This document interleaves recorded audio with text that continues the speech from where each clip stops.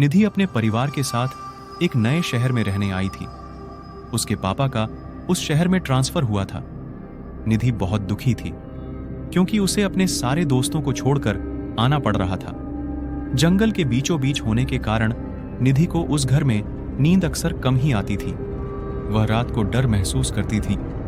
जल्दी ही वह उस घर में अपने माता पिता के साथ खुशी से रहने लग गई। कुछ ही दिनों में उसका नए स्कूल में एडमिशन होने वाला था। निधि नए स्कूल में जाने के लिए बहुत खुश थी और नए दोस्त बनाने के लिए बहुत उत्साहित थी।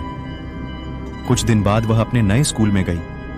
उसको लगा था कि वह स्कूल में जाकर नए दोस्त बनाएगी, पर स्कूल जाकर उसके कोई दोस्त नहीं बने। निधि स्कूल में अकेला महसूस करने लगी। क्लास में उससे कोई बात नहीं करता था।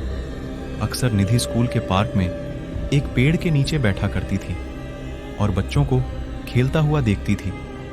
एक दिन इंटरवल वाले समय निधि उसी पेड़ के नीचे बैठी हुई थी। तभी एक स्कूल की बच्ची उसके पीछे से आई और निधि के बगल में आकर बैठ गई।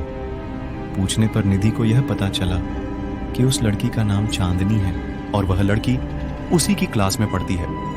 निधि इस बात से बहुत खुश थी कि अब उसे एक दोस्त मिल गई है। निधि और चांदनी हमेशा क्लास में एक साथ बैठते, एक साथ लंच करते और अक्सर उसी पेड़ के नीचे बैठकर बातें किया करते थे। निधि और चांदनी क्लास में अकेले रहती थी। उनसे कोई बात नहीं करता था। वह डेली चांदनी से स्कूल में मिलती और बातें किया करती थीं।